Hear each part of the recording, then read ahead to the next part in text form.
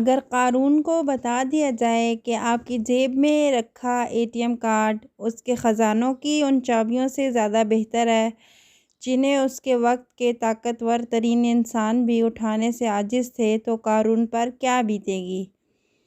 اگر کسریٰ کو بتا دیا جائے کہ آپ کے گھر کی بیٹھک میں رکھا صوفہ اس کے تخت سے کہیں زیادہ آرام دہ ہے، تو اس کے دل پر کیا گزرے گی؟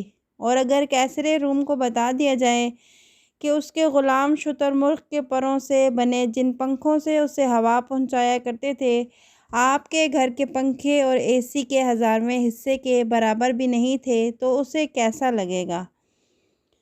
آپ اپنی خوبصورت کار لے کر ہلاکو خان کے سامنے فراٹے بھرتے ہوئے گزر جائیے، کیا اب بھی اسے اپنے گھوڑوں پر غرور اور گھمنڈ ہوگا؟